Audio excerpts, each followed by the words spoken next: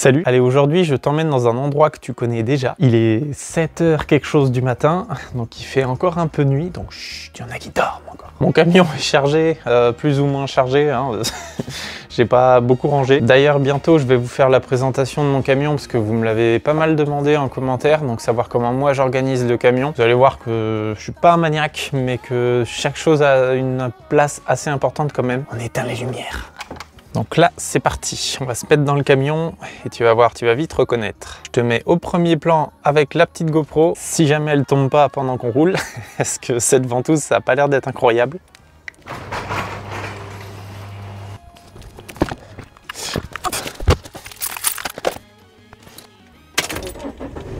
C'est parti! Allez la GoPro, tu peux me faire une synchro son s'il te plaît? Une synchro son, merci! Là, on est pas mal. Allez, c'est parti!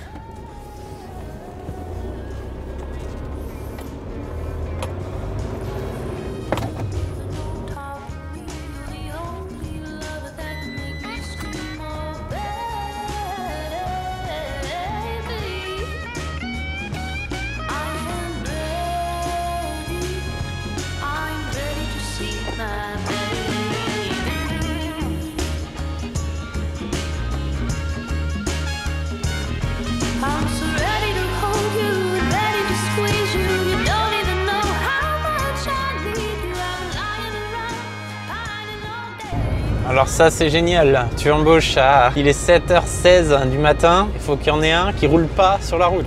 Toujours comme ça.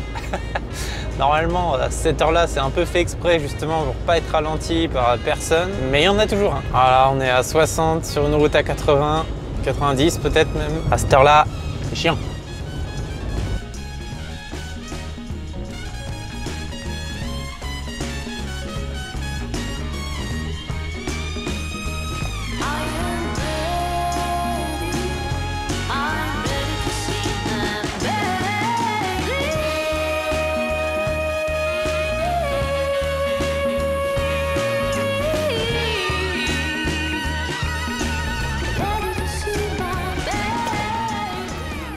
Et nous arrivâmes. Ouh, le bel éclairage là.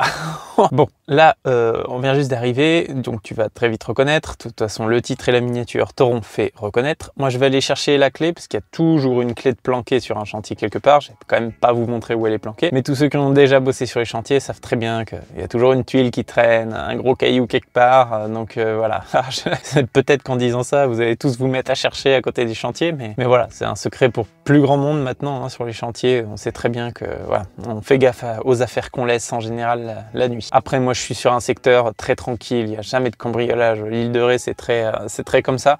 Donc, c'est assez confortable quand on bosse pour éviter justement de se faire cambrioler son cuivre et compagnie. Donc, je vais chercher la clé et ben, en attendant, générique! Disjoncté.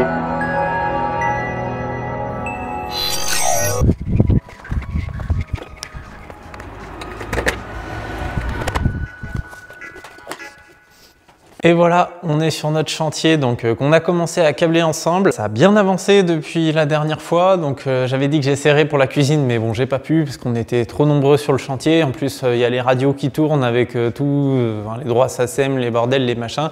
S'il y avait qu'une ou deux musiques connues, mais c'est que toute la journée ça passe de la musique, je risque de me faire striker d'une façon ou d'une autre avec ce genre de pratique. Donc la radio, c'est mort. Puis c'est juste pas pratique de parler devant tout le monde, c'est pas évident quoi. Surtout sur les chantiers, on se fait un peu chahuter si on se ramène avec un pied vidéo. Vous voyez très bien de quoi je parle. Donc voilà, on va faire le tour. Donc là, il fait pas du tout jour encore, mais bon, on va faire le tour avec le phare. Je vais vous montrer un peu, on va visiter, puis je vais vous dire ce qui a déjà été fait. Donc c'est parti. Donc voilà, ça c'était notre couloir. Donc vous voyez sur la gauche là, on a placophonique en plus pour les chambres. Je sais pas si c'est en double pot, je crois pas. On a des petites horreurs du plombier là, ça c'est pas mal dans le genre. Alors je sais pas pourquoi il est passé comme ça, enfin bref, du coup les plaquistes vont être obligés de coffrer tout le long pour cacher les tuyaux et pas faire juste un seul petit coffre qui ferait vraiment une verrue quoi en fait.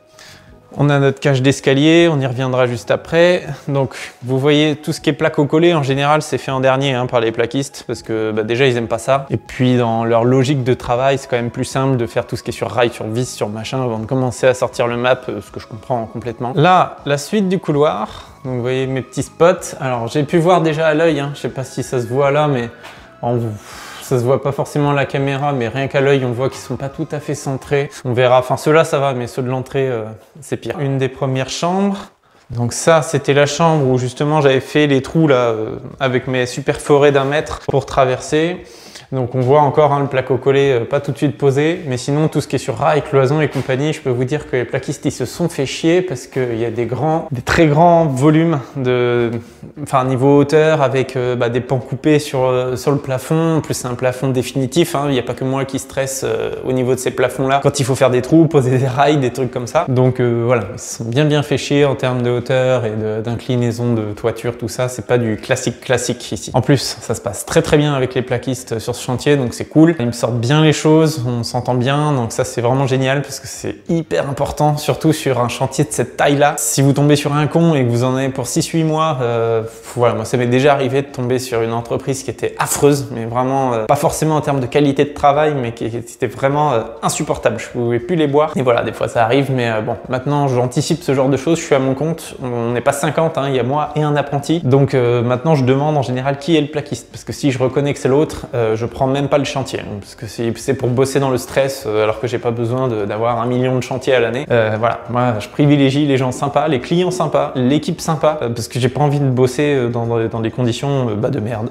tout simplement. Donc là, vous voyez, hein, les têtes de lit, tout ça. Alors là, aujourd'hui, je vais pas mettre les pots sur tout ce qui est tête de lit, parce que les clients veulent faire des têtes de lit avancées avec des niches à l'intérieur, etc. Ça, c'est un changement qu'il y a eu en cours de route, donc moi je vais devoir modifier un peu tout autour des lits. C'est pas très grave, hein, parce que bon, tant qu'à la tête de lit, moi je fais un trou au milieu où je rapproche juste en faisant des trous de cycloche un peu plus près pour être sûr d'être dans la tête de lit placo ou bois qui va venir. Et après je distribue mes câbles à l'intérieur dans les niches, etc. Je refais une sorte de petit câblage interne dans la tête de lit quoi en fait. Donc voilà, pas très compliqué.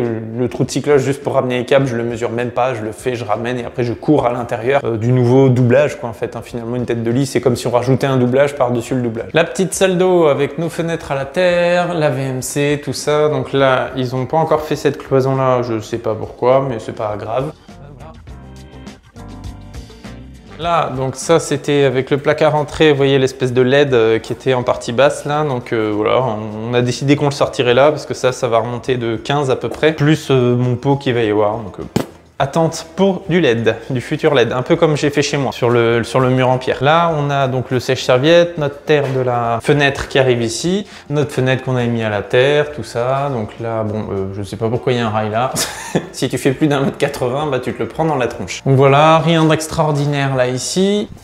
Le petit galandage qu'on avait mis à la terre aussi également. Ici une autre chambre, pareil, même histoire, tête de lit. En fait, dans toutes les chambres, donc ouais, tête de lit, mais j'ai pas encore les plans. Et je sais que sur les 4 chambres, il y en a une où il n'y a pas de tête de lit. Donc là, je peux vraiment rien faire pour l'instant. J'attends que les clients m'envoient les plans par mail de quelles chambres ont une tête de lit, etc. Les dimensions de la tête de lit et compagnie. Donc ça attendra. Pas que ça attende trop non plus. J'aimerais bien le faire avant les bandes, au cas où qu'il y ait des trous, des saignées à faire. Moi, normalement, un trou de cycloche derrière la tête de lit, on rebouche les anciens trous que j'ai fait et puis basta. Hein. C'est pas plus compliqué que ça. Mais si je peux le faire avant que le bandeur y passe, c'est mieux. Comme ça, lui, après, il rajoute une couche de finition par-dessus et ce sera mieux pour tout le monde. Donc là, voilà, notre petite chambre. D'ailleurs, cette chambre, c'est la seule qui a du placophonique, je pense, parce que ça coûte très cher et potentiellement parce qu'elle est à côté du couloir, du salon et tout ça, quoi. Donc là, chambre, j'ai oublié ma lumière dans le camion d'ailleurs, il va falloir que j'aille l'éteindre. Donc là voilà, chambre, donc pareil, tête de lit, je sais pas pour ici. Là, nos inter à l'entrée, le petit placard avec le petit LED au fond là-bas, les RJ45, tout ça. Là, j'ai de la commande un peu partout.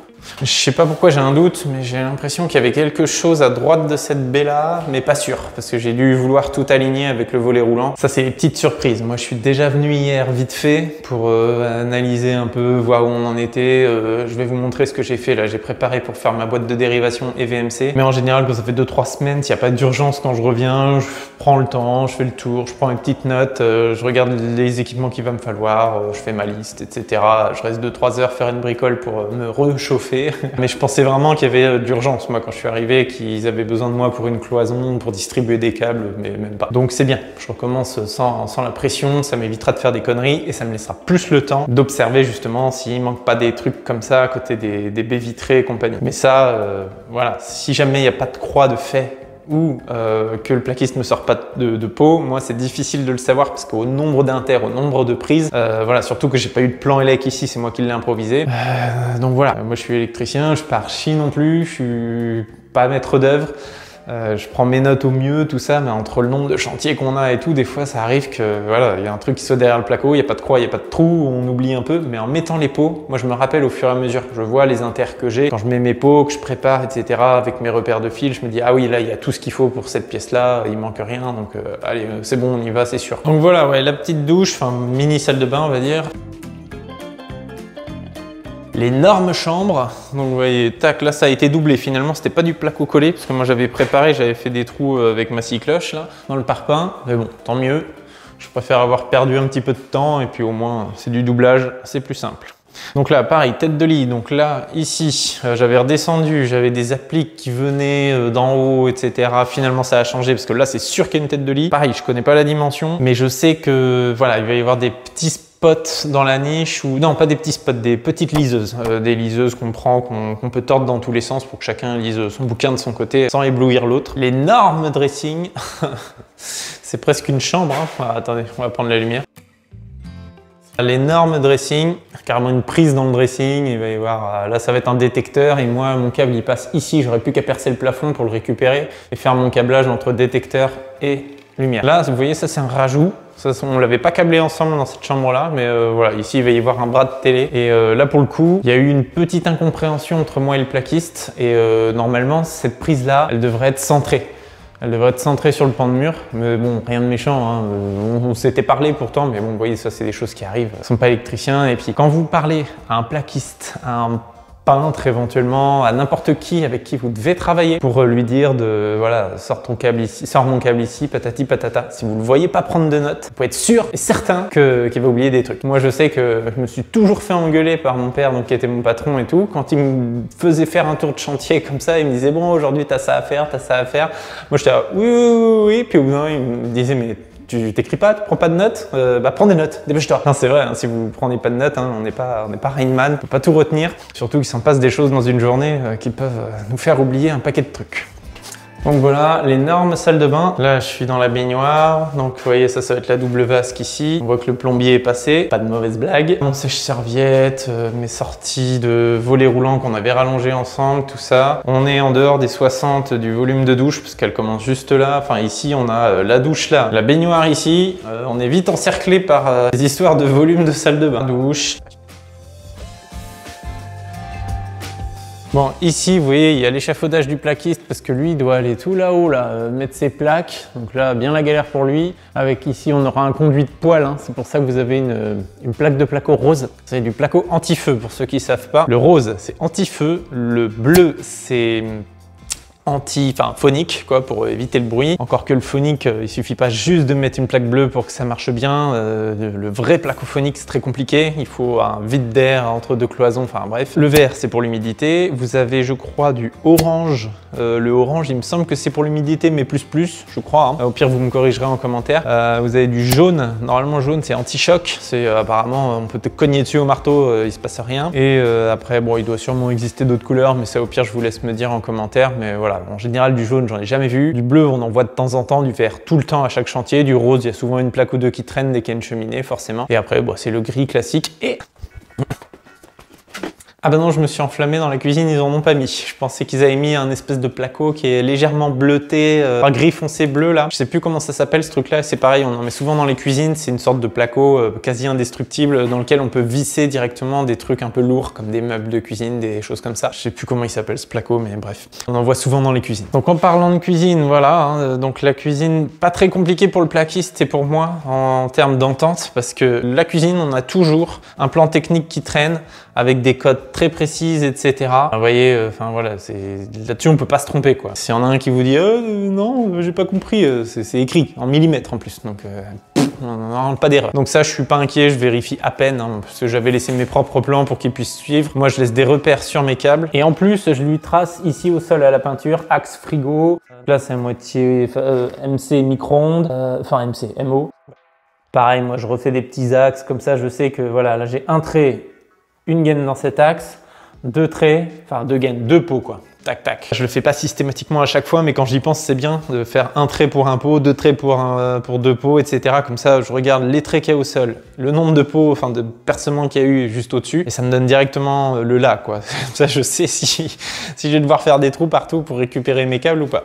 On se fait un petit tour vers le tableau et puis je vous montre un peu comment je procède à cette étape-là. Parce que moi, il me reste un tout petit peu de câblage, mais un endroit justement à côté du tableau où il n'y a pas encore les doublages de fait, etc. Voilà, puis il me manque des infos techniques de la part du plombier. Il y a la dépendance qui était tout au fond là-bas, donc ça, j'ai laissé mon apprenti faire là-bas. Je lui ai donné des directives, j'allais le voir une fois toutes les demi-heures, toutes les heures, parce que ça fait un mois qu'il est là. Mais comme ça, lui, ça lui permet d'avoir une toute petite maison à câbler. C'est vachement bien pour apprendre et d'être un peu tout seul, parce que c'est vrai que c'est jamais évident de savoir quoi laisser faire à un jeune apprenti, mais quand c'est comme ça, là, c'est parfait, parce qu'il peut rien casser, il y a du parpaing, de la laine, des rails, voilà, et au pire, s'il se cogne, enfin, il va rien se passer, il va pas niquer une peinture, quoi que ce soit. Et lui, ça lui permet de se retrouver dans une maison à taille réduite, quoi, et puis d'avoir tout son câblage à faire. Donc à chaque fois qu'il sera là, parce que là, il est à l'école, je lui laisserai faire cette partie-là de cette installation, tout en étant derrière lui, mais comme ça, il aura son propre petit tableau, sa propre petite install, il aura vraiment tout, quoi. Donc c'est bien, ça lui fera faire un petit truc de A à Z, il sera bien content.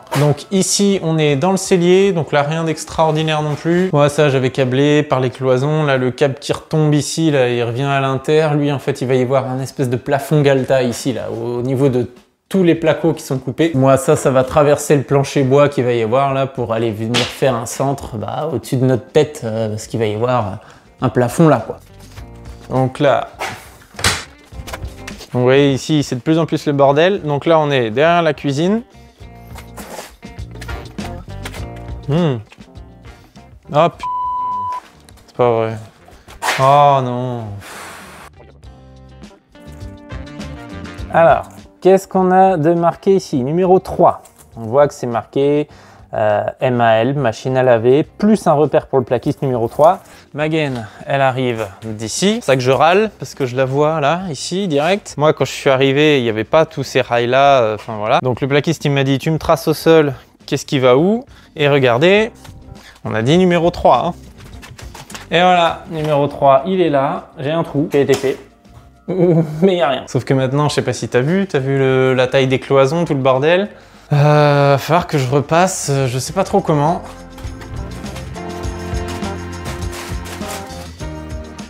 Ouais, vous voyez, il faut que j'arrive dans l'angle. Donc ici, il n'y a pas encore de plaque, mais là, il y a ce morceau de plaque qui me fait chier pour y aller. Il y a encore toutes ces plaques-là. Puis il y a des rails, hein. C'est une cloison, c'est pas un doublage, on peut pas s'aiguiller comme on veut. Surtout avec une gaine de 20. Et je pense pas avoir assez long pour monter là. Profiter de tout ce qui est pas plaqué. En plus, tous les rails, il faut les percer, hein, parce que les trous sont pas en face, pour passer ma gaine. Et après, redescendre jusqu'ici. Je pense vraiment pas que j'ai assez long pour faire ça. Donc je vais négocier avec le plaquiste qui me dévisse 2-3 plaques, parce que là, pour le coup, c'est sa connerie, quoi. J'ai pas... C'est pas comme si j'avais pas mis des repères, quoi. S'il y avait rien d'écrit dessus, surtout qu'il m'a passé les autres. Donc... Mais ça, c'est, vous voyez, souvent, par exemple, là, c'est pareil, il y a 3 plaquistes, 3, 4. À un moment, je sais qu'ils étaient 6 même. Il suffit que moi, je dise à un que je vois déjà qu'il prend pas de notes. Il me dit, oui, ok, pas de problème. Soit, donc je sais déjà qu'il prend pas de notes, donc il risque d'oublier des trucs, même si je le note au sol. Et en plus, s'il a 3, 4, 5 collègues, vous pouvez être sûr que, voilà, celui à qui j'ai pas parlé, qui a pas de notes, qui a pas de rien, il va plaquer et puis, il s'en fout, quoi. Donc ça, voilà, ça c'est cool. Nous, quand on est électricien, on a tellement l'habitude d'écrire des repères, des machins, des notes, que ça devient automatique et c'est un petit côté...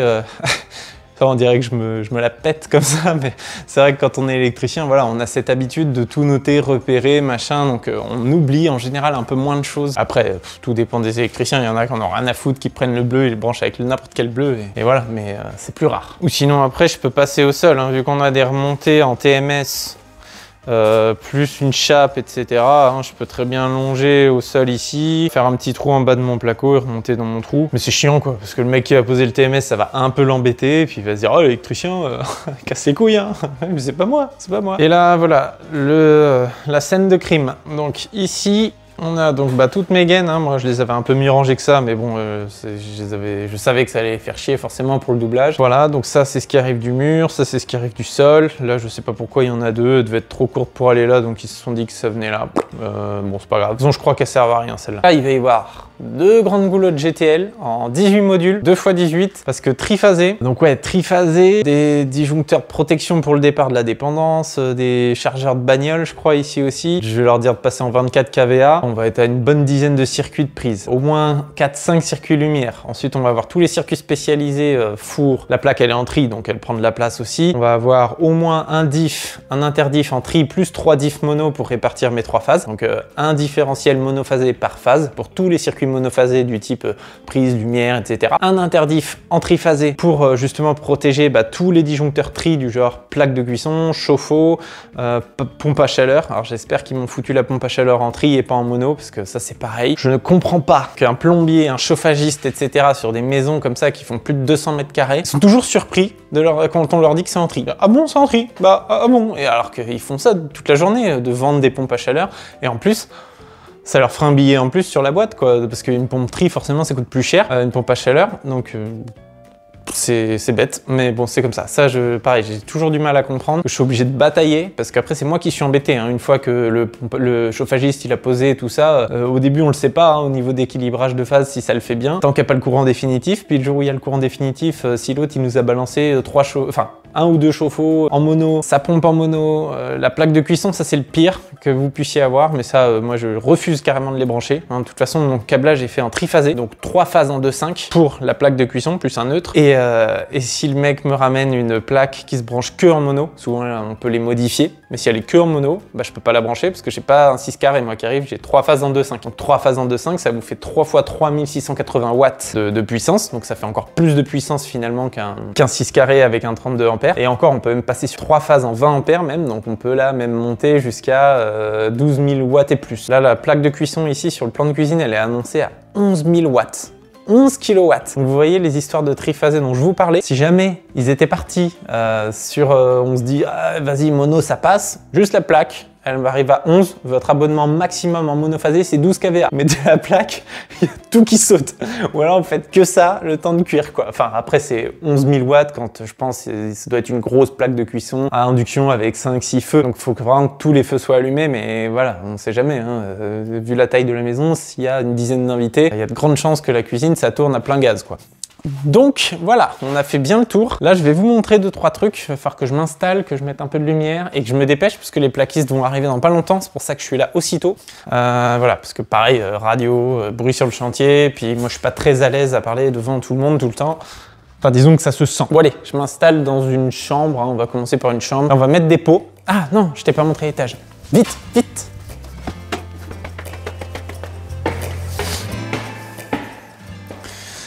Donc voilà l'étage. Ici, il va y avoir une petite baie en verre, alu et verre. Je crois que ça va être un peu comme les baies vitrées qu'il y a pour l'extérieur, hein, noir avec du verre en alu. Ça, on n'a pas vu le bureau non plus, mais c'est comme une chambre, hein, c'est pareil. Donc là, j'ai une toute petite bêtise, mais ça c'est moi, j'ai peut-être pas assez repéré. C'est mon Velux. Moi, je voulais qu'il vienne dans l'inter qui a ici, parce que je voulais faire la connexion au travers de l'inter, parce que c'est juste une connexion directe hein, pour alimenter le Velux. Et comme ça évité qu'on se retrouve avec une boîte ici un peu moche, vu qu'il y avait assez long de câble. Après, voilà, ça n'a pas été communiqué, ça c'est un peu de ma faute. Puis c'est pas rare de voir une petite boîte de connexion à côté du Velux. Ceci dit, c'est peut-être pas plus mal le jour où ils veulent retirer le Velux, donc je vais peut-être laisser ça là, parce que ça m'arrange forcément. Mais c'est vrai que si un jour il y a un problème sur le Velux, qu'ils doivent le retirer, tout ça, faut qu'ils puissent avoir le câble, même si celui-là je peux le passer dans la cloison comme ça. Pas sûr qu'ils arriveront à le retirer, donc je vais voir. Je sais pas comment je vais me démerder de ça. Faut que tu vois ça aussi. Je sais pas pourquoi ils ont fait ça. Ça j'ai pas compris. Mais oui, c'est pour ouvrir la fenêtre. Même là, elle tape ici. Ça, je sais que ça va vous faire marrer dans les commentaires. Ça, je sens qu'on va en parler de cette fenêtre. Faut un peu penser aux catastrophes des fois qu'on peut voir. Alors je sais, il n'y a rien au-dessus, hein, c'est du plafond en plus. Hein, c'est juste que, ouais, je pense que quand ils ont posé la fenêtre, ils n'ont pas réfléchi à la hauteur de plafond. Je sais pas. Enfin, quand ils ont fait les ouvertures. Vous voyez, c'est beau, hein, l'étoile l'île de Ré, c'est sympa. C'est tout comme ça ici. Les tuiles, les volets, tout est de la même couleur dans l'île de Ré en fait. Tout est normalisé. T'as pas le droit de mettre des volets roses, t'as pas le droit de mettre des tuiles d'une certaine couleur. Tout est normé sur l'esthétique. C'est comme ça, bon, c'est un peu chiant quand tu achètes une maison, je pense, ici. Moi, c'est pas mon cas parce que ça coûte beaucoup trop cher ici. C'est la moindre petite maisonnette, c'est 300 000, 400 000 jusqu'à 3-4 millions. Donc, et pourtant, j'ai grandi ici, hein, et il y a 30-40 ans de ça, une maison justement à 3, 4, 500 000, ça valait 50 000 peut-être même pas. Ici, ça a fait... Et là voilà, donc là ici, donc ça c'est ce que j'ai fait hier. Je suis venu là, c'était tout dégueulé à partir d'ici là. Ça c'est moi qui ai refait une petite coupe de placo ici pour remettre bien. Parce qu'en fait, je savais pas trop où j'allais mettre ma boîte, donc je vais mettre deux boîtes, l'une à côté de l'autre, une là où les câbles arrivent, une juste à côté, parce que là il y a un peu de monde. Et j'en profiterai pour faire la vidéo sur la boîte de niveau 2. Et ce sera niveau 2 et 3, mais j'expliquerai pourquoi ça fait les deux. Parce que finalement, ce que moi je pense être le niveau 2 et 3, c'est quasiment pareil à un bon détail près. Mais du coup, comme ça, voilà, ça nous fera cette vidéo-là. On fera cette boîte ensemble. Je me démerderai s'il faut venir un samedi pour être tranquille. Et donc, ouais, je voulais que ce soit sur ce pan de mur-là, donc je me suis fait chier à passer l'angle et tout. Mais bon, au moins ça c'est fait. Et là, j'ai toutes mes gaines de VMC qui arrivent. Je vais aussi pouvoir poser donc ma VMC. À savoir que là, moi, j'ai demandé un petit placard technique. Donc en gros, ça veut dire qu'au niveau de la bande qui est ici, il va y avoir une espèce de cloison qui va être tirée pour venir rebuter ici avec une partie démontable pour qu'on puisse accéder à la boîte. Donc la partie démontable, il va falloir qu'elle soit face aux boîtes, donc ça va falloir que j'insiste aussi parce que niveau esthétique ça plaît pas toujours, mais c'est comme ça. En plus j'ai essayé de limiter au maximum le nombre de boîtes qu'on pouvait avoir, etc. Pour en avoir qu'une finalement. Enfin j'en ai une deuxième dans la chambre parentale. Au niveau du plafond, là il y aura une trappe, tout ça, mais à cet endroit-là, c'est pas méchant, c'est au-dessus du chiotte, voilà. Mais ici, j'avais pas de plafond plat, j'avais pas ramené toutes ces gaines plus mes gaines de VMC en plus. Il fallait un endroit où il y avait vraiment de la place pour mettre le moteur. Et là, j'ai pas de plafond plat, c'est que du rampant. Donc c'est un peu la galère. Tous ceux qui sont électriciens et qui suivent voient très bien de quoi je parle en termes de VMC, plafond rampant. Tu vois, déjà si je te dis VMC, plafond rampant, ça fait mal, hein. Bon allez, on se met en place. Bah vous savez quoi, on va commencer par l'étage. Ce sera très bien. Il y a du pot à mettre, il y a quelques trous qu'on va pouvoir faire, tout ça. Donc très bien. Donc comme ça, je vous montre l'étape qui suit un peu, enfin comment on suit le chantier quand il y a les plaquistes. Moi je suis là, je mets des pots, etc. J'enquille, je commence même éventuellement l'appareillage, mais je préfère mettre que des pots au début. Et comme ça, je suis sur place pour les finitions du plaquiste. C'est-à-dire que lui, il a des cloisons, tout ça, comme ça, pendant que je suis là, il me dit « Ah tiens, telle cloison, passe-moi tel câble, je sais pas où il va. » Donc comme ça, c'est mieux, ça évite le coup de la machine à laver qu'on a vu tout à l'heure, qui finit pas du tout au bon endroit. Donc voilà, comme ça, c'est du 2 en 1 pour moi, c'est win-win, quoi. Je passe, je mets mes pots, j'avance sur mon chantier et en même temps, je dépanne le plaquiste qui sait pas toujours, enfin pour lui, ça va plus vite. Je suis là avec ma scie cloche s'il faut faire un trou, avec mon perceur, avec ma petite fraise ou carotte là pour percer les rails, etc. s'il faut passer un câble. Enfin voilà quoi. J'alterne entre les deux, surtout pour mettre des pots, il n'y a pas besoin de 50 000 outils et d'avoir une grande concentration. C'est pas comme quand on fait un tableau, c'est un peu plus chiant. Quand on fait un tableau, faire des allers-retours pour rendre service à l'un à l'autre, ça j'aime pas trop, c'est chiant. Allez, je vais chercher du matos.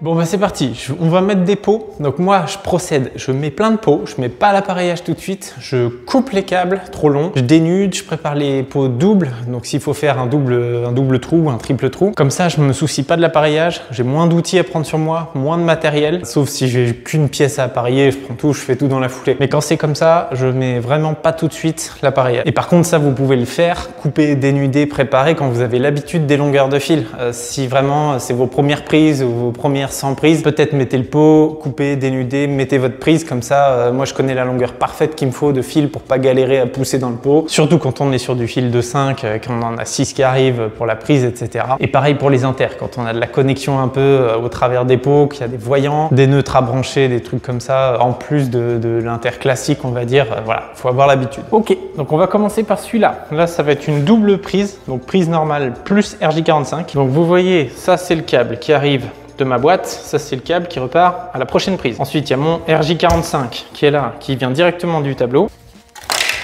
Voilà, ça c'est à peu près tout ce qu'il va me falloir pour la journée, hein, quasiment, enfin pour faire cette tâche là en tout cas. Donc on déscotche dans un premier temps. Là, mes histoires de boucles, vous voyez, ça on en avait parlé aussi sur le câblage ici. Et ben ça me permet justement de, voilà, il y a juste à couper, mais si jamais il n'y avait pas eu de prise à cet endroit-là, de simplement repousser ça pour, voilà, pas de connexion à faire quoi. Moi je vais couper là et là. Mon RJ, le rab qu'il y a, je vais le recouper au moins à la pliure là ici, parce que bon, les câbles comme ça, ils aiment pas trop être pliés. Je vais préparer mon pot double. Donc je mets mon petit accessoire qui va bien là pour me donner l'écartement. Juste à mettre un niveau dessus parce que normalement il y a une bulle à l'intérieur de cet accessoire, mais je l'ai paumé. Là, je prends un tout petit tournevis plat, je me mets dans le bon écartement qui va bien. Voilà. Sinon, vous connaissez la suite, hein, c'est 71 mm de l'axe de mon truc. 71 pour ici et au même niveau que l'autre. Mais quand on a déjà un trou, c'est quand même vachement plus simple d'avoir l'accessoire parce que reprendre le milieu d'un rond, pas facile. Puis ça coûte que dalle. Hein. Sur Amazon, je vous mettrai le lien si je le retrouve, mais ça coûte rien. Si vous avez beaucoup de pots à faire, il vaut mieux l'acheter. Si vous en avez 5-10, achetez peut-être pas ça, quoi. Mais si vous avez plus d'une dizaine de pots à tracer en pot double, voilà, c'est quand même vachement bien. Il en existe plein de marques. Celui-là, c'est celui de chez Schneider qui nous offre quasiment quand on achète des pots, quoi. Notre cycloche 202. Donc j'y vais, je perce, je fais quand même gaffe à mon câble qui part à gauche là, je le pousse avec mon doigt. Et puis de toute façon, moi quand j'arrive à la fin de mon trou de cycloche, je ralentis beaucoup et limite je finis à la main. C'est-à-dire que je prends ma visseuse dans les mains et je mets un tout petit coup de poignet comme ça. Ça permet de finir de bouffer le millimètre qui reste sans pour autant abîmer s'il y a un câble qui passe derrière. Un coup de scie à guichet. Là, pourquoi je suis parti à gauche sur mon deuxième pot et pas à droite? Là, j'ai une bonne raison de l'avoir fait quand même. Mais sinon, en soi, il n'y a pas... Voilà, moi je sais qu'ici, on m'a demandé une prise là, c'est un espace ouvert, il n'y a pas à être précis si vous n'avez pas de demande particulière. Donc là, moi je l'ai mise là, avec mon câble RJ et j'ai quand même agrandi le trou vers la gauche parce que juste à droite ici je vais avoir un radiateur, donc voilà, je sais pas, normalement il est à peu près centré sur la pièce, mais voilà, si j'avais été par la droite et que le radiateur fallait le serrer à gauche, c'est un coup à se retrouver avec un bout de prise derrière le radiateur. Mais bon, c'est pas ça, c'est juste parce que moi je cherche toujours une raison, pourquoi, du comment. J'aime bien en fait, si vous voulez, avoir une trame logique pour faire quelque chose. C'est des choses qui me dérangent quand je fais un trou au pif sans aucune raison. Il faut toujours qu'il y ait une raison quelque part. Parce que des fois, vous pouvez avoir un client ou n'importe qui vous dit « c'est bizarre, mais pourquoi j'aurais préféré que vous le mettiez comme ça ?» Au moins, vous pouvez défendre le point de vue. Donc là, j'ai mes deux pots doubles de marques différentes. En bas, on a Eurome. En haut, on a Trade Force. Donc Trade Force, c'est le pot que j'avais utilisé chez moi pour la prise double au niveau de ma table. J'avais dit dans les commentaires, vous m'aviez trouvé la raison de pourquoi il n'est pas terrible, parce qu'effectivement, il n'a aucun réglage sur les vis horizontales. Et ça, c'est très con. C'est pas du tout pratique, ce qui est dommage, parce que je crois que c'est les moins chers du marché. Ils sont hyper solides, ils tiennent vachement bien, presque comme des pots Legrand. Alors, sauf que les pots Legrand sont très chers. Mais vraiment, ils tiennent super bien. Ils ont une petite membrane caoutchouc. Enfin, vraiment, ils sont bien, mais pourquoi quoi? Pourquoi ils ont foutu les griffes à la place des vis d'appareillage? Et c'est pour ça, je pense qu'ils le remplaceront jamais, parce que d'usine, les moules, ça y est, ils sont faits quoi, donc ils vont pas tout changer, alors à moins que ça leur plombe les ventes, mais je pense pas, parce qu'on peut quand même mettre une prise à l'horizontale, mais si jamais votre trou de cycloche, voilà, la cycloche elle a bougé un peu, ne serait-ce qu'un tout petit peu, hein, vous avez ça, alors sur un pot double ça va, mais sur un pot triple ou quadruple, si ça bouge ne serait-ce que, alors là j'exagère le truc, mais là vous êtes droit, juste comme ça, sur un pot double ou un pot triple ou quadruple, c'est mort, vous pouvez pas faire de réglage, et ça c'est très chiant quand on a que les vis duo. Je vais pas le mettre là, eux je vais les utiliser pour les pots verticaux au niveau des interrupteurs, comme ça, voilà, au niveau vertical, on a tous les réglages puisqu'on a toutes les vis verticales, ça permettra de les mettre de niveau, parce que ça c'est agaçant quoi, de voir un pot double avec une prise qui se casse la gueule, c'est très chiant, surtout quand on n'a pas de possibilité de réglage, c'est encore pire quoi. Je veux bien qu'on travaille, on fait gaffe, on fait les trous de cycloche au mieux, mais quand on a 100 trous de cycloche à faire dans la journée, des fois il y en a un qui se décale d'1 millimètre, et normalement les pots nous permettent d'avoir du réglage comme cela avec les vis à l'horizontale quoi. S'il y a des vis comme ça, c'est pas pour rien, c'est pas pour les chiens. Mais franchement la marque Eurome, vous pouvez y aller, c'est très bien. J'ai mes câbles qui sont là, donc ce que je fais c'est que je recoupe pas, je repousse tout ce que je peux. Comme ça, moi j'ai besoin, je dénude la longueur dont j'ai besoin. Donc ça, c'est ce qui est pratique avec le Knipex, c'est qu'à force vous avez une sorte d'indicateur quoi. Moi je sais que quand je dénude, quand mon câble est là, c'est que j'ai la bonne longueur pour mes prises, à quelque chose près. Donc je dénude. Tout le rab, je vais le repousser à l'intérieur parce que voilà, si jamais un jour on me dit je veux que la prise elle soit là, bah je démonte la prise, je refais pas de connexion, mon câble il est assez long tout simplement. Et puis comme ça, ça me fait une manip de moins à faire. On va rentrer le deuxième aussi. Le câble RJ, lui, on le dénudera plus tard. Donc là, petit pot étanche, hein, donc il faut rentrer bien dans les opercules qui vont bien pour que ça reste étanche à l'air. Et l'avantage d'avoir un peu plus long de câble, c'est que c'est plus facile à rentrer les têtes de câble dans la partie jointée pour l'air. Que si vous coupez au ras, allez faire rentrer votre tête de câble dans le pot ici, ça veut dire que vous travaillez comme ça, c'est super chiant. Enfin voilà, donc ça c'est un point assez important sur les pots étanches à l'air. Alors quand vous avez un pot comme ça qui force, parce que les pots très de force sont entre 68 et 68,5 je pense, enfin ils sont un tout petit peu plus larges, c'est l'espèce de petit joint en caoutchouc, ce qui est pas mal, parce que du coup ça lui donne une meilleure tenue, mais pour l'enfoncer, il faut y aller mollo, c'est du placo, on va pas taper dessus à coups de marteau. Je vais vous montrer comment on fait quand ça force un peu, mais que vous êtes sûr que ça y va, mais sans pour autant taper dessus et risquer de faire une petite bêtise. Donc moi je sais qu'il est presque enfoncé, donc ce que je fais, c'est que je prends n'importe quelle griffe, hein, je commence à serrer. Dès que j'arrive à serrage, j'arrête, je force pas, sinon je vais éclater ici le placo. Je fais pareil avec l'autre, pareil avec l'autre. Hop, j'arrive au serrage. Voilà, et là ce que je fais après, une fois que ça a bien mordu un peu partout, hop, on tape un peu avec le dos du tournevis, on appuie un peu et on finit le dernier serrage. Voilà, donc après sinon vous pouvez ressortir votre pot, gratter un petit peu au cutter, mais moi pas envie de ressortir le pot. Il est mis, il reste. Technique qui marche bien, mais voilà, vous acharnez pas sur une seule griffe quand c'est comme ça, parce que ça va vous faire une clope dans le placo, ça risque de l'arracher. À ce stade-là, c'est pas grave, mais ça va vous faire une griffe qui tient moins bien. Allez, pour mon câble RJ, pareil. Donc là, j'ai de quoi le repousser un peu. Je regarde ce que j'ai. Je sais que je peux le repousser. Alors pareil, on force pas trop. En fait, je le repousse sans forcer. Bon, je vois que je peux quasiment tout repousser. Donc je sais que j'aurai besoin de dénuder à peu près ça. Et là, je veux tester tout de suite une technique qu'un abonné m'a donnée pour démêler les paires de RJ45. Comme ça, on va voir tous ensemble. Apparemment, cette technique, elle a l'air pas mal. Peut-être que mon tournevis est trop gros, mais il m'a dit... Ah? Ouais?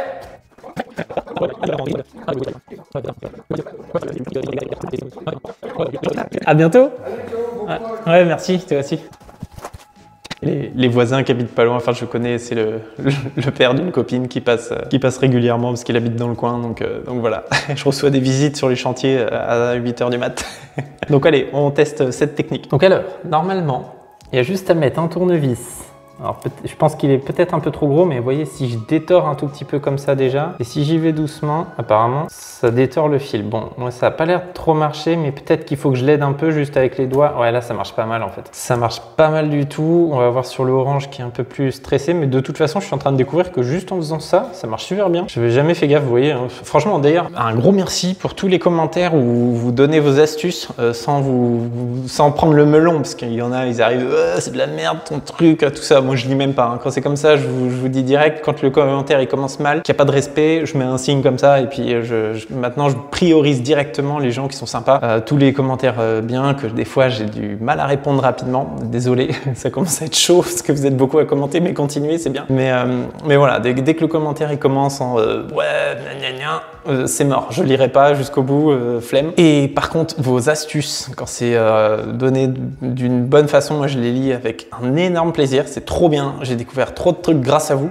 notamment le Knipex. J'aurais pas découvert sans vous déjà, donc merci. Le ciseau Facom, je connaissais déjà, mais le fait de discuter avec vous, tout ça, de me dire bah tiens, on va renouveler des trucs et tout, franchement, ça c'est trop bien. Et nombre de petites astuces que je vois passer dans les commentaires, dont celle-là. Donc même si moi le tournevis, par exemple, ça, je viens juste de me rendre compte que je pouvais détorsader autrement. En fait, c'est con parce que moi, ça fait 15 ans que je bosse là-dedans et j'ai tellement des automatismes à la con, des fois, que je vois pas en dehors de ça. Et le fait de lire vos commentaires, tout ça, bah, ça me permet de changer un peu ma vision du truc, quoi. Alors forcément, je vais pas tout changer, mais des fois, je dis bah tiens, pourquoi j'essaierai pas un tel ce qu'il a dit dans les commentaires. Et franchement, il y a des trucs qui m'aident vachement, quoi. Donc vraiment, ça c'est trop bien. Donc vraiment, gros merci. Vous voyez là déjà, une étape qui me saoule dans le RJ45, bah là, elle me saoule plus. C'est tout con, hein. J'y avais pas pensé. C'est des trucs bêtes, hein, qu'on fait toujours comme ça depuis des années. On s'enferme dans le truc. Et c'est d'ailleurs une des raisons principales pour laquelle j'ai commencé cette chaîne. C'est parce que je cherchais moi sur YouTube des astuces dans ce genre-là, des astuces de mecs qui traînent sur les chantiers et pas un tuto pur, parce que voilà, tuto pur, moi je savais les faire, même si j'en fais pour vous aussi. Mais le but, ouais, voilà, c'était de balancer de l'astuce comme ça à crever en même temps qu'on avance, qu'on bosse. parce qu'on se dit ah tiens, un tout petit truc, des fois un petit détail sur une vidéo, on se dit putain, trop bien quoi, et ça change la vie. Donc voilà, moi je vous apporte un max d'astuces que je peux, et comme ça vous en commentaire, bah parfois vous me vous me changez aussi pas mal ma façon de faire sur des trucs qui ont tellement de sens que voilà, je pourrais plus m'en passer par la suite. Donc merci encore. Donc voilà, donc effectivement je peux voir que je peux déjà presque tout détresser à la main. Si je mixe un peu les deux, bah, franchement c'est top, hein. Ça marche bien, mais je pense que mon tournevis s'il était encore plus fin, ça marcherait mieux. Ouais, franchement c'est top, franchement merci. Je crois que c'est Pascal quelque chose hein, de mémoire normalement pour l'astuce. Donc ça voilà, c'était juste pour le test, hein. Je vais pas brancher tout de suite le noyau. Mais après ce qui est bien avec cette façon de faire, c'est que je tire, je mettrai mon noyau ici comme ça, pas les mains dans le pot encore une fois. Et je sais qu'après je peux repousser tranquillement pour remettre ma prise, donc ça c'est cool aussi. Pour tout ce qui est câble R2V, ici je fais directement ma pliure de comment ça va finir. Je recoupe un tout petit peu, parce que je me rends compte que j'ai un poil trop. Après comme ça je dénude tout, prêt à brancher. Je dévisse les vis de tout le pot, enfin toutes celles qui vont me servir à fixer les prises, comme ça c'est dénudé, c'est prêt. Après quand je passe à l'appareillage, je viens avec un petit tournevis cruciforme exprès pour ces vis là, mon niveau, et c'est tout. Et une pince plate éventuellement si ça force un peu pour rentrer les câbles dans la prise, et c'est tout. Après comme ça je fais le tour avec mon appareillage, 3 outils, et je plie tout comme ça. Comme ça là au début je me fais un tout petit peu chier avec les pots, c'est-à-dire que là je prends du détail, je mets en sorte que ça se passe très bien pour pas me faire chier par la suite, et après l'appareillage ça va vraiment super vite. Pour vous dire, normalement une maison comme ça, si je suis bien déterminé, quand j'arrive à 7h, 7h30 le matin, que tout est prêt, hein, que je peux tout poser, qu'il manque pas des plaques de placo, des trucs comme ça, et que j'ai tout mon matériel aussi, parce que ça c'est pas toujours évident de tout avoir. Là je sais qu'aujourd'hui par exemple j'ai pas tout, mais une maison comme ça, je pense de 7h à 18h elle est appareillée en entier. Donc voilà, quand vous êtes bien organisé, que vous avez bien anticipé tout ce qui se passe avant, mis à part un petit problème qui peut arriver, une maison comme ça, toutes les prises, tous les inters, à voyant, pas voyant, télérupteur, pas télérupteur, RJ45, tout ce que vous voulez, normalement dans la journée c'est plié quasiment, et au pire une matinée s'il faut quoi. Mais la dernière fois j'ai fait une maison de 130-140 mètres carrés dans la journée, j'avais fini à 15h, 15-16 je crois. Donc l'appareillage, quand vous êtes bien organisé, que vous avez une bonne méthode, vous essayez pas de mettre les prises forcément tout de suite, mais préparez bien, mettez-vous bien, et après vous avez, plus ça va, moins vous avez d'outils et plus vous avancez vite. Voilà, donc ce pot est posé. Pareil, je vais vous montrer une petite technique que je fais. Je vais essayer de mettre le téléphone à un endroit stratégique. Donc ce que j'aime bien faire, c'est prendre ma caisse de pot. Je fais le tour de toute la pièce. Normalement, je fais même le tour de tout le chantier, mais là, je ne vais pas rebouger le pied avec le téléphone. Mais je prends un maximum de pots, double, triple, simple, quadruple s'il me faut. Bon là, il me manque je crois qu'il me manque les triples et les quadruples, mais j'en ai pas en haut. Je prends ça, je me balade et je balance un pot partout où il faut. S'il me faut un pot simple là-bas, je balance, machin, je mets tout au pied de chaque truc. Je fais le tour de tout. Comme ça, après, pareil, j'ai plus rien à penser. Je me pointe avec le même nombre d'outils que j'ai pris pour là-bas. Je me pose, je fais. Je me pose, je fais. Et ainsi de suite. Et comme ça, voilà, faut vraiment automatiser le plus de choses possible quand on fait de l'appareillage. Vous voyez, j'ai même les pots profonds 50 mm pour les moteurs de volet roulant, enfin pour les boutons de volet roulant parce qu'ils prennent beaucoup de place. Et ça existe en double comme ça, en 50 mm aussi. Allez, c'est parti!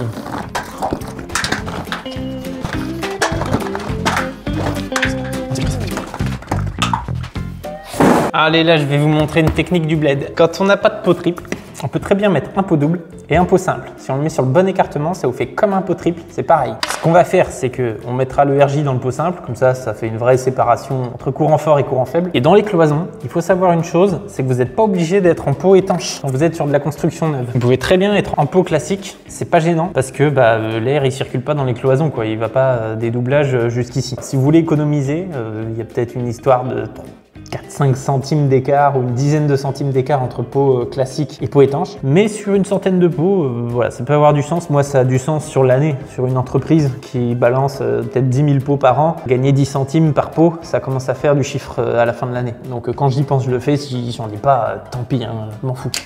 Mais là, sinon, même principe. Et quand vous faites ça, ne coupez pas cette partie-là. Là, vous le laissez en rond direct. Moi, j'ai beaucoup trop long de câble RJ45.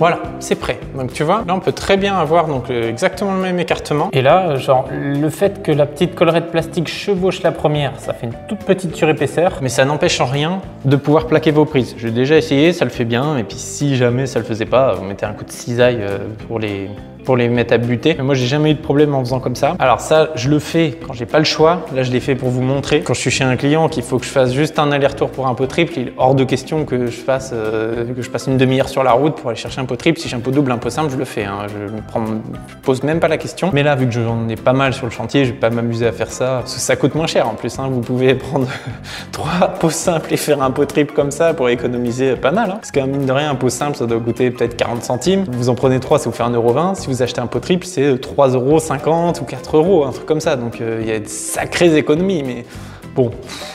Faites ça si vraiment vous êtes ultra ric-rac en travaux, vous pouvez, hein, ça peut avoir du sens, mais bon, vous allez plus vous faire chier qu'autre chose et vous allez perdre beaucoup de temps. Et le temps, c'est de l'argent à faire avec parcimonie. Quand vous êtes un peu emmerdé, vous faites ça, mais sinon voilà, là je l'ai fait pour vous montrer que c'est possible, mais tout le reste, dès que j'aurai un pot triple, j'irai acheter 10 boîtes de pot triple, enfin des 10 pots triples, 20 pots triples s'il faut. Moi je m'en fous, de toute façon, même si j'en ai 15 de trop dans ce que j'achète, sur le chantier d'après, je le mets et ainsi de suite. Ça, c'est le gros avantage quand on est professionnel. On n'est pas obligé d'être au compte-gouttes. On achète approximativement. Hein, si je pense qu'il me faut 50 prises, j'en achète 70. Et puis s'il m'en reste 15 à la fin, bah, ça ira sur le chantier d'après. Mais voilà, quand on est en particulier, qu'on fait sa maison, on essaye de bien compter. Voilà. N'oubliez pas, quand vous voyez un trou simple de 6 cloches, de peut-être en réfléchir s'il ne vous en faut pas 2, s'il ne faut pas doubler le trou. Du coup, acheter un pot double et 2 prises au lieu d'un pot simple et une prise. Ça faut bien faire le compte avec l'appareillage, lever bien la tête, regarder dans les meubles de cuisine, tout ça. Voilà. En général, quand on dit à un apprenti, vas-y, compte le nombre de plaques qu'il faut de finition en simple, en double, en triple, ou des pots ou des prises, vous pouvez être sûr qu'il va se tromper. Et moi, le premier, hein, moi, quand j'étais apprenti, je disais, oh, il faut 20 machins, alors qu'en fait, il en fallait 30. Ils sont où les 30? Ah oui, il y a la hotte, alors la hotte, il faut lever la tête. Dans le placard, il y a la prise du lave-vaisselle. Enfin voilà, ce genre de choses. Pensez à bien tout compter. C'est pas facile. Quand on est pro, l'avantage, c'est qu'on prend en masse et puis voilà, juste au mois de décembre, on évite de surstocker avant la fin du bilan. Et puis bon, c'est pas pour 30 prises et 30 plaques en plus que ça va plomber le bilan de la société. Hein. Donc bah là, c'est parti, hein, je vais faire ça partout, toute la journée. On va bien se marrer. Hein. Les plaquistes sont en train d'arriver, donc ça tombe bien. Alors on a bien fait le tour, on s'est bien remis dedans. J'essaierai de filmer d'autres étapes. Je ferai peut-être un peu de voix off. Alors dites-moi en commentaire si ça vous saoule d'avoir beaucoup de voix off sur ce genre de format ou si vous préférez plutôt suivre l'avancement et avec de la voix off. Moi je sais que niveau montage c'est pas évident toujours la voix off, enfin sur des formats longs. Mais bon, dites-moi si vous kiffez, si vous préférez suivre un peu plus et quitte à avoir de la voix off souvent, ou si vous préférez que je parle comme ça, blablabla. N'hésitez pas à me dire et moi je m'adapterai en fonction. Je ferai du voix off, ce sera pas mal aussi. Comme ça vous verrez peut-être un peu plus d'avancement. À savoir que moi je vais être là encore un peu aujourd'hui, la semaine prochaine je pense pas, mais je reviendrai encore après. Enfin de toute façon là après ça va s'accélérer parce qu'une fois que le mec qui fait les bandes il arrive, après ça veut dire que le peintre il est au cul, le client quand il voit qu'il y a de la peinture il commence à commander les meubles et tout le bordel et après voilà. Et puis nous vu qu'on est toujours les derniers sur les chantiers, c'est à nous qu'on met la pression même si les clients sont super cool. Et à un moment quand les travaux ça fait 1 an que ça dure, je veux mon jouet, c'est un peu ça. Après je comprends, hein, moi je serais le premier hein, à balancer plus d'1 million d'euros de terrain, de travaux, de machin, de trucs. À un moment laissez-moi rentrer dans ma maison. Donc voilà, j'espère que ça vous aura plu. On a encore pas mal de choses à voir ici. En attendant, soyez malins, soyez disjonctés. Salut!